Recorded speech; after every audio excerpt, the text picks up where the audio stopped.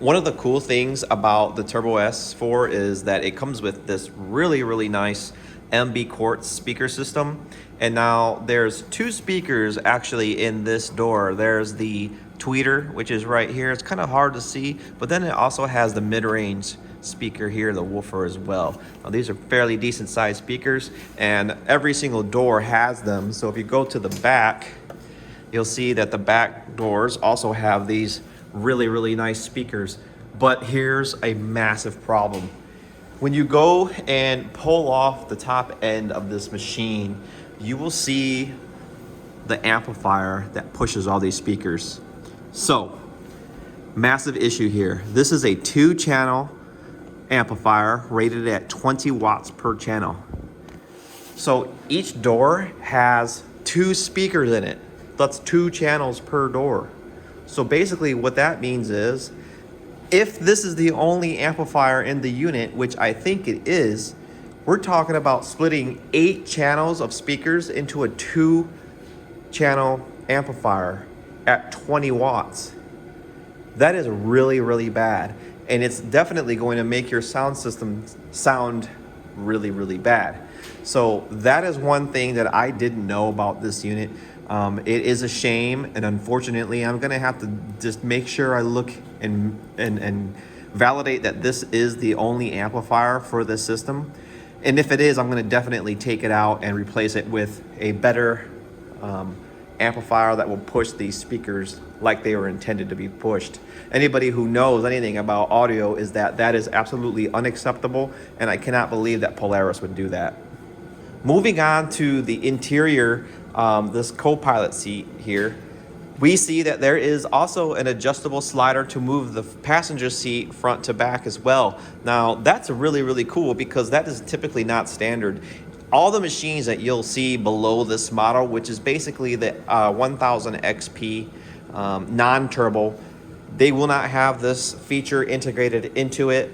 So when you switch out riders, it really helps out, because a lot of the riders are all different sizes. For example, my wife likes to be up towards the console a little bit more than other people do. So having the ability to move this seat front to back is really a game changer. Now, yes, you can buy that part from Polaris and install that on your own if it doesn't come with it. However, this model does come with it, which is pretty sweet because it's already done. Looking at the unit from the back seat, you can see these really well designed, basically bumper stoppers here to prevent the passengers in the back from smashing their faces into this bar right here if for some reason there's either an accident or the driver has to slam on the brakes. Now, putting this module here together with these really nice harnesses kind of make you think that being the Sub-Zero harnesses from Razer, these are the retractable harnesses, but they're not. There is no retraction feature in these. They are definitely static. And if you look really close in here, you can see where that mount is bolted into the frame itself. So when I first saw this machine online, I was thinking to myself, wow, what a steal, because these retractable harnesses, or the retractable harnesses that Polaris makes, is actually, they're pretty expensive. So to have 4 of them in the unit and not having to worry about installing harnesses, because if you do a lot of riding, a lot of serious riding, you should definitely be running a harness. It's still good, however, that they do come with these harnesses. I've worn them already for a little while, and I will tell you they're very comfortable and they work. They also have an extremely beefy latch system down here. They are 4-point. And every single harness is the exact same model. So they not only match and look really nice, but they're very functional, they're very comfortable, and it's definitely something that I'm glad that this machine came with. Now, this is a first-person view of the Turbo S4, looking out of it as the driver would normally do. And I will tell you that I've sat in the Pro XPs, I've sat in the new Pro Rs that are coming out, and this is by far Polaris's best turbo that has ever been made, simply because of one specific feature: your ability to view the sight lines as clearly as possible due to the position of the seat and how the seat is positioned within the RZR itself.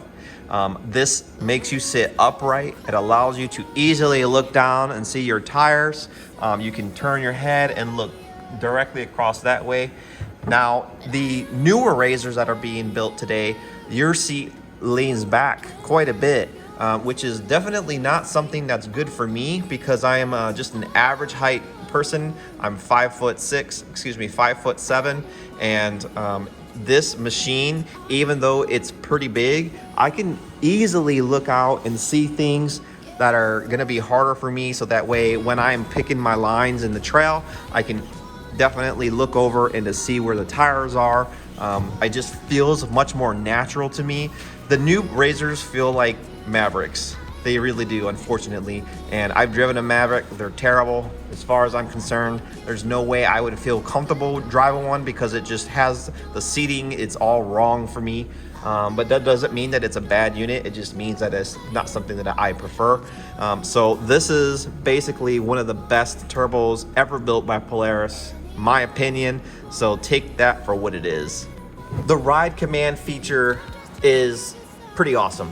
I will admit that I'm a huge fan.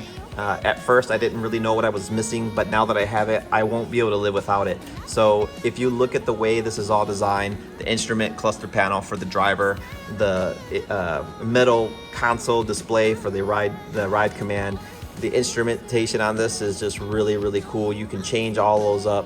You can look at all of your shocks in the dynamic system. You can turn on your GPS mapping, and you can do all of your trail riding in here. You can save your rides in here as well as share them with other people. Your phone, you can connect your phone right to this system. You can call people from it. You can go through your contacts if you want to make a call while you're riding, which I think is kind of silly because I don't know anybody who would actually do that, but you know, I don't know, maybe.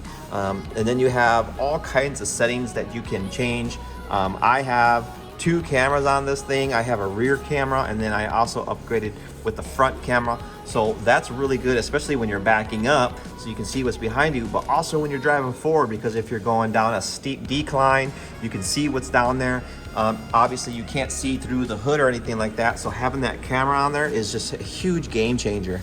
Your music's also here, which I think is pretty epic. I normally have a lot of music on my phone that is not streamed, so it's through the iMusic app. So that means I can put my music on wherever I'm at, and I don't have to worry about having a signal or not. Very cool. The cage and the roof that comes with this, I think actually looks really good. Now, yes, a lot of riders out there, a lot of serious riders that like to put a lot of money into their units, that's gonna be one of the first things that they take off, and I completely understand it. Aftermarket cages are much more safe. They're better built, they're thicker material, and they offer you just a lot more comfort, especially if you're out with your family and you got young ones with you. The cage is one of the most important pieces on this machine, but if you look at the way this one was designed and executed, it is really sharp. The welds that are on it are really good. It's bolted in the right places, and it's got a very expensive roof on it. That's a metal roof. It's well designed. It's bolted in the right places. So I'm not expecting to get a lot of vibration.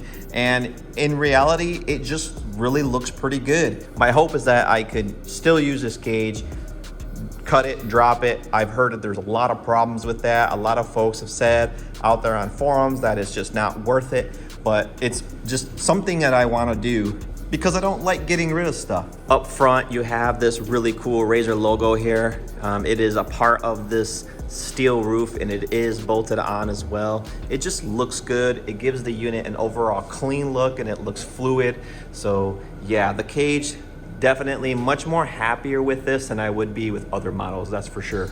The number one biggest problem with this machine has to be the fact that you cannot put a winch into the inside behind the radiator and above the differential. Looking inside here, this is the only space that you would have to mount a winch into. Now, unless you're putting a 2,000 pound winch in there, it's just not gonna fly. And for the size of rig this big, you're probably at least looking at a 4,000 pound winch, and it's just not gonna fit in here. So the only option for you is to place the winch on the outboard side of the front lower end of the unit, which is going to be right here. That requires you to buy an additional mount for the winch, which is not only extra money, but it takes away from the look of the beautiful rig. There's so many pictures and videos of the Turbo S out there, so I'm not gonna put all my stuff back together because I'm currently working on it. But I was very disappointed to learn that I could not put the winch inside. And I did a lot of homework in purchasing this unit, but it is what it is, and I still think it's gonna look really good. I have a good plan. Our next video is gonna feature mounting the winch, because we just got in our mount right here. I just opened the package and brought it out. This thing is super beefy. It was like 50 bucks on Amazon, and it's got terrific reviews, so I think it's gonna work out well for us. Well, folks, that's it for this video. Thanks a lot for joining me. I hope you enjoyed it. Don't forget to leave a like and subscribe if you're new to the channel. And if you have anything that you want to know or talk about, just go ahead and leave a comment. I always do my best to read them and respond to every single person, the good, the bad, the ugly, whatever the case may be. So I guess that's it for us, and we'll see you next time.